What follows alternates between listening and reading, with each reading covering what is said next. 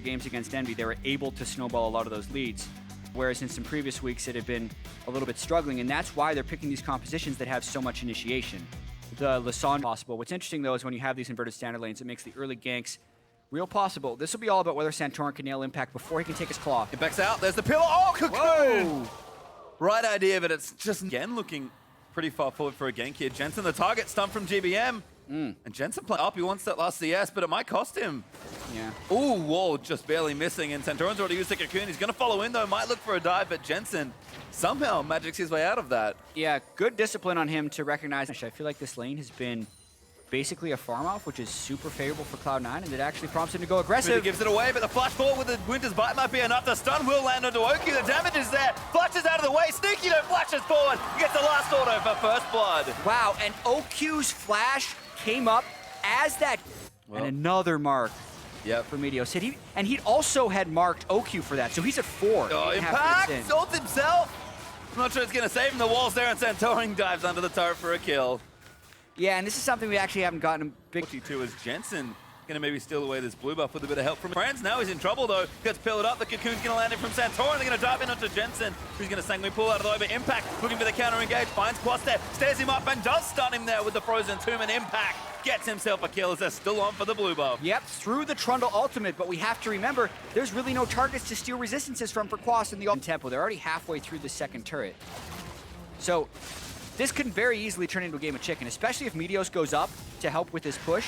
They could potentially get an inhibitor turret if this trade extends. Jensen proto belts in, does get the Hemoplague down to GBM. That might pop the egg. It does. Oh, Meteos, he wants the kill. Oh my god, he's going to go in for it. GBM's egg, it's in trouble. He's got the Lamb's Spite there. Gonna shoot him down. Meteos gets it. Aggressive play right there from Meteos and Jensen, and that's just what we talked about. That duel. I like the mind game there from Cloud9. It's coming up. Kiwi Kid actually gets tagged. Last order there for the start. Meteos dives in and Sneaky gets an easy one. No Impact flashes in. They do tag OQ. They're going to move forward for it, but the TP's in from NRG. Jensen, though, straight into the backlines with a Hemoplague and the Proto Bell. He gets one and absolutely destroys as Quas getting stunned up. He's going to have to bail out as well. Jensen still doing damage. Burst down onto GBM. Cloud9 explode in NRG's jungle. Oh my god, and GBM gets so low as well. Jensen just goes all in. Proto Belt flash goes. Control. Yeah, they didn't kill Santorin though, so Impact is trying to zone him out, and this is becoming very dangerous. Impact in trouble, has to claw out of the way. The Baron is on Santorin! No, he can't get it. It's actually Jensen that secures it. And now going to move down, try and get a kill, but Meteos going to put an end to that. Gets a mark for himself as well. And this is one of those Cloud9 games where they look better than they can be consistently, because that's another. They're sending more to try and stop him, but he's easily taking down a turret in Anivia's face. Yeah, this is a 2v3 that I think Cloud9 might fancy pillar in though. They're going to try and get some damage four down. of them, so they're trying to run. They've got Impact, Santorin. No, the ulti's down, and now Jensen might look to turn things around. Powers up the Tides of Blood. Impact Zhonya's is at the very end to try and buy more time. They're getting damage done on the bottom side though. It's just too much commitment there from NRG. Yeah.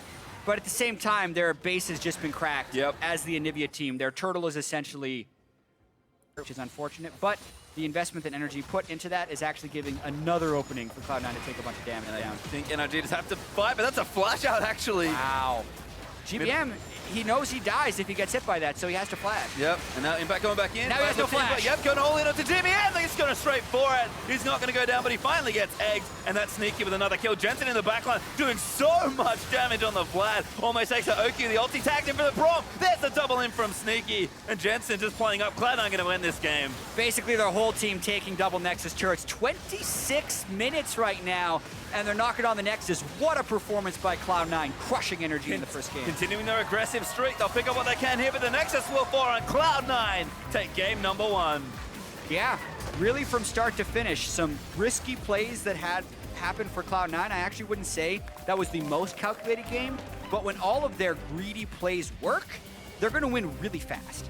And it's not to say they didn't make some good calculated plays as well, which they did, but that was after they had made some of the risks happen. So that's one of those games that feels really bad for NRG to lose because they got pretty much completely smashed. Yep, and Meteos has to feel great.